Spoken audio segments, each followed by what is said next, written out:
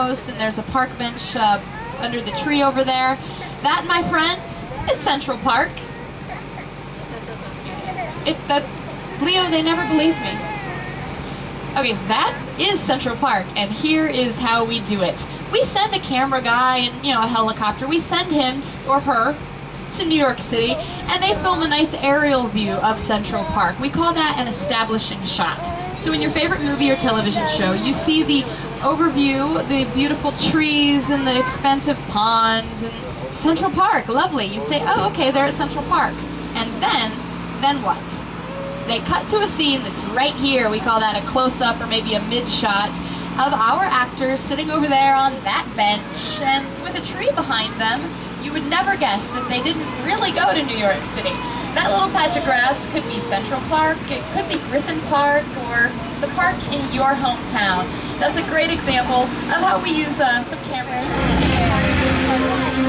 Good job, everyone.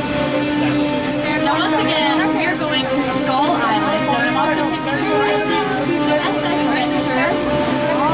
You might want to lift up your shoes and your bag, talking about border relations. They had a gala out here, that's why there's still some lighting structure set up. But it's also been used, more appropriately, for Stanley Kubrick's Spartacus.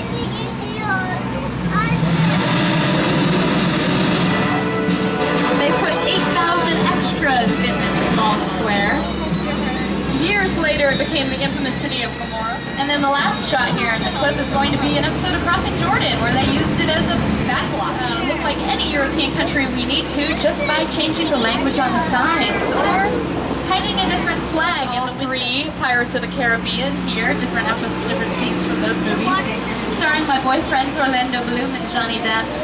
You heard me, my boyfriends. They love me, they just don't know it yet. You may have seen this on the big screen recently in Adam Sandler's You Don't Mess with the Zohan.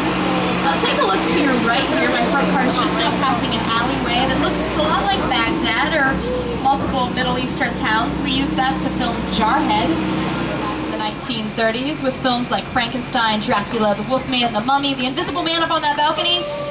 Oh, you all looked. Here's a clip of our monsters.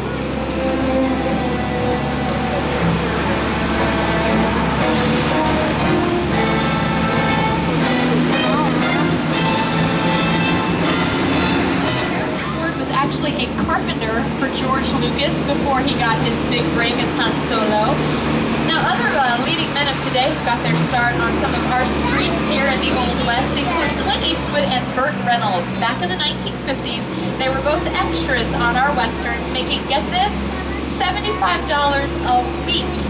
That is it. And even more shocking, they both got fired from their extra work. They said that Clint Eastwood's Adam's apple protruded a little bit too much, and that Burt Reynolds just plain couldn't act. Guy. He's doing a sweep of the harbor so they can open it back up for tourists like yourselves. So we're just gonna roll on through here and do you see a fin? Do you see a you know what? Maybe it's just like a dolphin show like most theme parks, and he's gonna come up on his neck. No, okay. George, you should get out of the water. Ah, George. You know, he had a lot of guts and dignity to be out there on behalf of the community. And guts, right? That was a bad choice of words. And I talk for a living too. That was bad. Okay, yeah, we hear you. We're clearing the area. Repeat. All right. Keep an eye on the yellow barrel. They usually put shark bait on the yellow barrel. And okay, he took the bait. Ooh, he took the whole pier. Oh, he's taking the tram. Green-colored house belongs to the character Gabrielle Solis, played by Eva Longoria Parker. The grayish-purple house next door belongs to Bob and Lee, the new neighbors. But look close, doesn't that seem familiar? It was 1313 Mockingbird Lane, home of the Munsters. Now, the yellow house, accented with cobblestone, belongs to the character Susan, played by Terry Hatcher.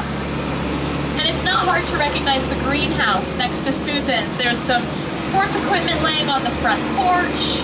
There is a tree house over here in the yard because that belongs to Lynette, who has several children. Lynette's played by Felicity Huffman. Now, wisteria is literally a plant. It's the plant that you see hanging off of these white trellises. Look closely, though. It's fake. A lot of the greenery, the leaves, the actual plants are real, but then we have to use fake blossoms. Over here on the right-hand side, the pretty pink house belongs to the character Edie, played by Nicolette Sheraton. And if you are a fan of the show, you know that they Husky's house.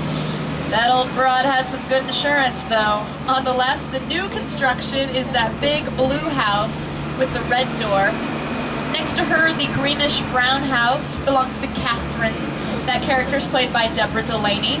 And behind those pesky production vehicles, take a quick look. There is the blue and brick house that belongs to the perfect housewife. That's what it looks like each week on your television screens.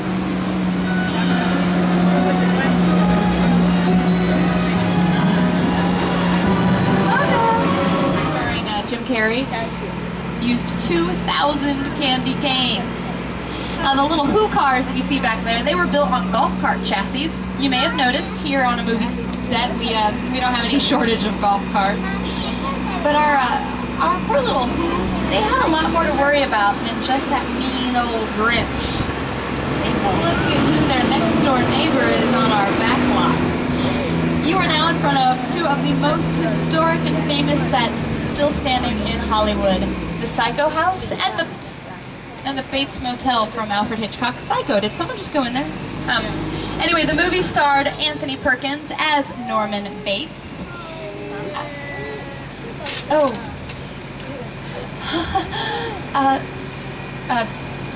Okay, everybody, if we just stay calm and don't move. Maybe he won't see us. Leo, we should probably... Norman! We didn't see a thing, and there's only 175 of us, so none of us are gonna say a word, and oh, that's nice and shiny. Okay, Leo, a little faster.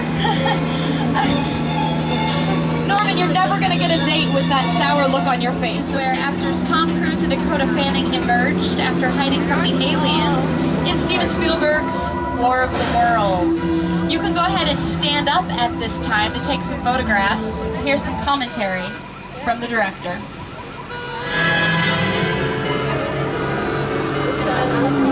The airplane crash site set is a perfect example of a set that is all designed around a vision that Steven had. When we first began to sit down to talk about the War of the Worlds, I thought, what if the 747 goes down right in a big neighborhood? Because it's just something you don't see.